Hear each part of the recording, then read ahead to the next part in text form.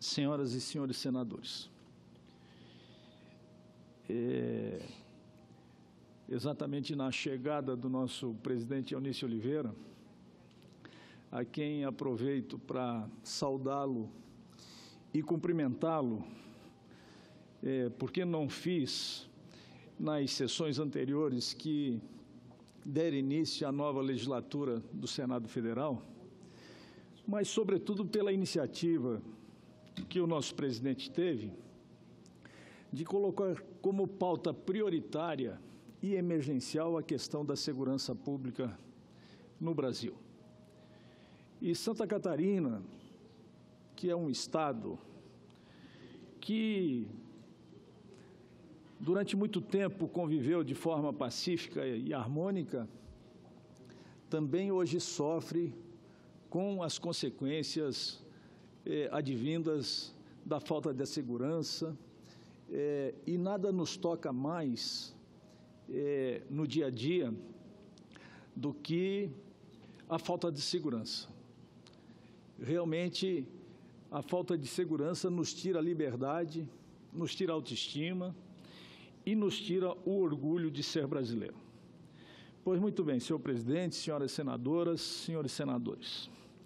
Dirijo-me a vossas excelências, hoje com espírito lúcido e tranquilo, neste início de ano legislativo. E também, sobretudo, consciente da minha responsabilidade como representante do Estado de Santa Catarina. Passados 3 anos do meu mandato, que recebi do povo catarinense, que muito me orgulha, penso que temos pouco a comemorar e muito a avançar. Embora políticas governamentais tenham colaborado para a implantação das reformas estruturais no Brasil, ainda temos um longo caminho a percorrer para construirmos um Brasil verdadeiramente forte, grande, pujante, desenvolvido, que possa voltar a ser um orgulho dos brasileiros e das brasileiras.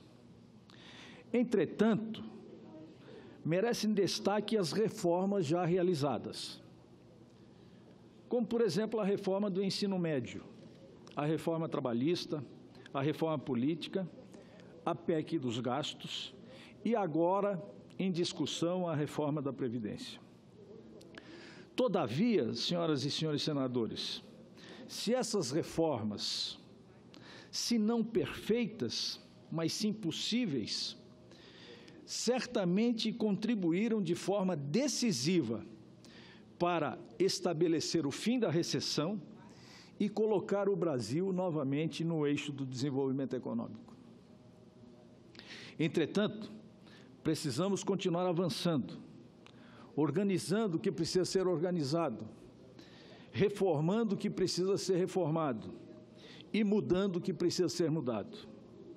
Nós, via de regra, detestamos mudanças. No entanto, sem mudanças não há progresso. É impossível haver progresso sem haver mudanças. É preciso mudar o ritmo dos governos. Os governos tornaram-se burocráticos e ineficientes. O sistema atual faliu, mofou, ficou velho, ficou ultrapassado. E o pior é que um novo modelo nós ainda não conseguimos construir. Não encontramos ainda o novo modelo, um modelo de um Brasil eficiente, moderno, socialmente justo, onde possa atacar as diferenças sociais, na minha opinião, o maior problema desse país. Inclusive a segurança, que nós debatemos muito no início do ano legislativo. O que nós temos que discutir aqui, senador Zé Medeiros, são as causas da segurança pública, ou as causas que nos tornaram um país inseguro. E as causas são conhecidas. A primeira delas são, e eu posso acho que afirmar com convicção, que são as diferenças sociais. é o empobrecimento da população brasileira, é a falta de oportunidade, é a marginalização dos nossos jovens e, com isso, evidentemente, é o aumento da violência e da criminalidade. Pois muito bem, o que mais me preocupa não é como estamos exatamente hoje, pois quando o ritmo das mudanças de uma organização, de uma instituição, de um governo, é ultrapassado pelo ritmo das mudanças fora do governo, o fim está próximo. E é o que nós estamos percebendo no Brasil de hoje. Estamos vivendo o fim de um ciclo, mas precisamos construir outro, escrito com muita responsabilidade e compromisso com o futuro do nosso país. Precisamos avançar nas reformas. A reforma fiscal, por exemplo, a reforma tributária, um novo pacto federativo, que nós possamos valorizar os nossos municípios, essência maior da Federação Brasileira, e, sobretudo, discutir a reforma da Previdência e, na medida do possível, aprová-la. Eu não quero sofrer, senador Zé Medeiro, por antecipação, porque, de fato, eu não conheço ainda o texto da reforma da Previdência. Me parece que ele não está definitivamente concluído, portanto, ele vem sendo alterado de forma sistêmica e que, a partir do momento que ele seja efetivamente concluído, vou analisar e fazer uma leitura objetiva a respeito desse assunto, porque eu acho que esse assunto é um assunto importante, importantíssimo, fundamental para o futuro do Brasil. Sobretudo porque essa é uma matemática que, infelizmente, não fecha. Nós encerramos o ano de 2017 com um rombo nas contas da Previdência Social de 268 bilhões de reais. Ora, isso é muito mais do que nós investimos em educação, em saúde e em segurança juntos. Razão pela qual essa sangria, ela tem que ser estancada em algum momento. E a forma como ela deve ser estancada, evidentemente que a Câmara dos Deputados está estudando, o governo fez um texto, me parece que o governo vem flexibilizando algumas questões que eu acho importante e fundamental. Mas, sobretudo, eu acho muito importante que esse tema pudesse ser, inclusive, também mais discutido com a sociedade brasileira.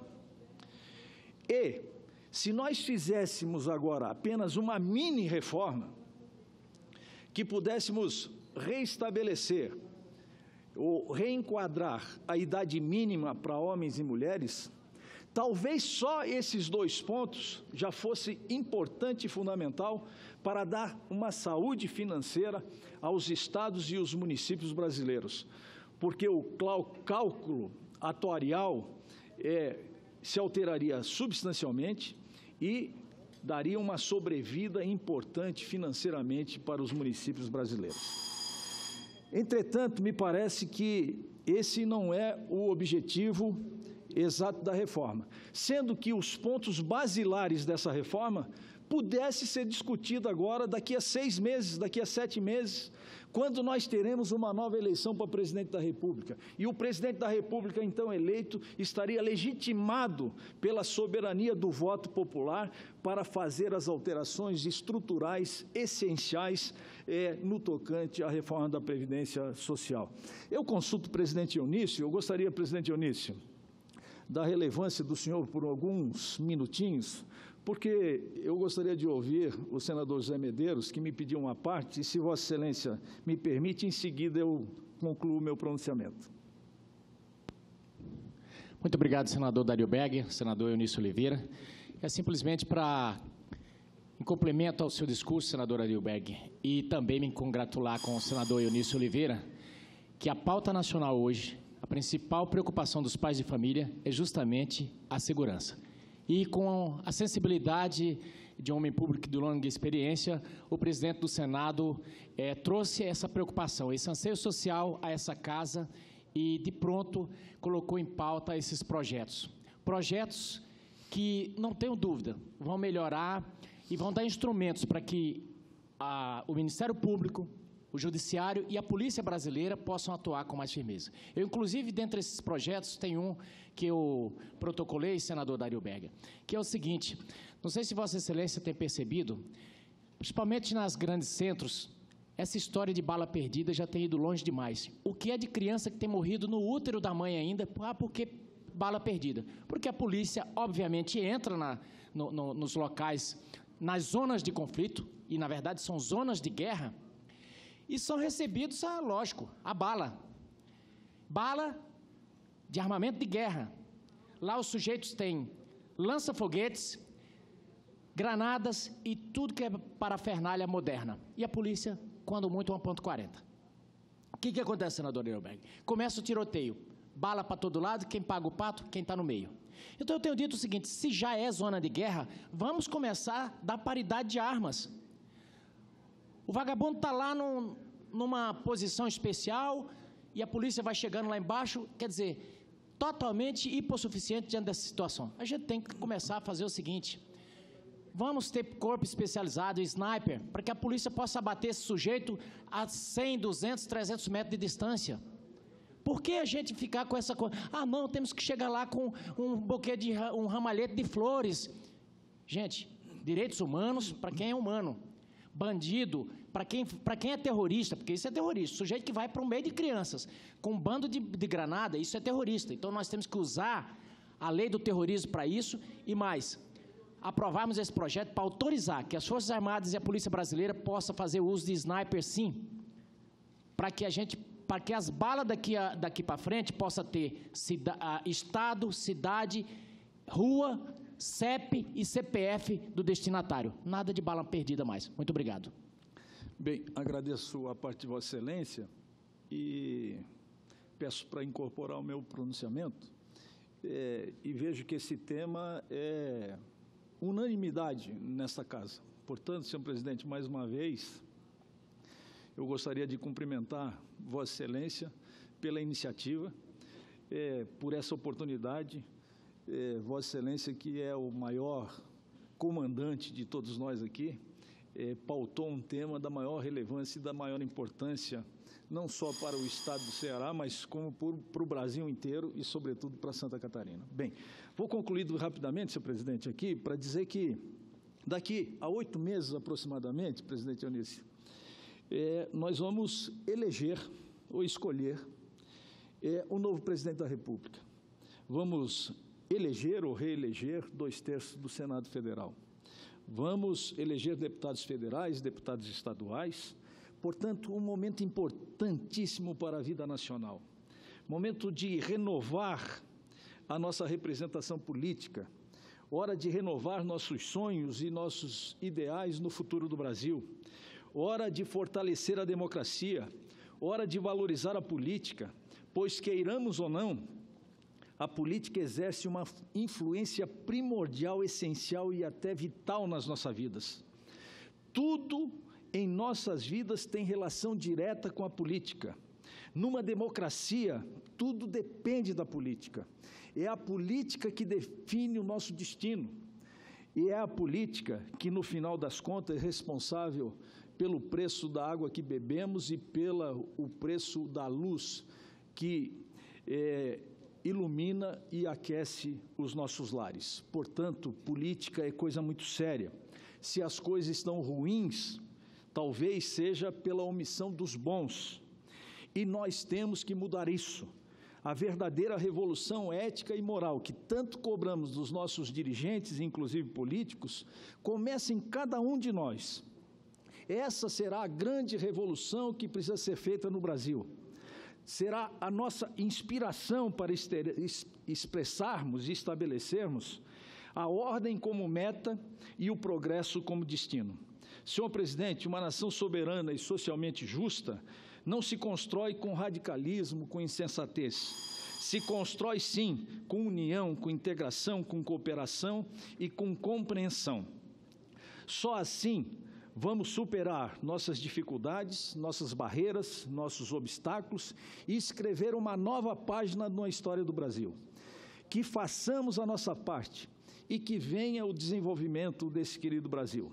Assim, redesenhamos o Brasil, reduzimos as desigualdades sociais, estabelecemos uma convivência harmônica e pacífica de brasileiros e de brasileiras e que 2018, senhor presidente, seja um ano promissor, cheio de realizações e de trabalho. Muito obrigado pela compreensão do tempo. Era o que tinha a dizer, senhor presidente.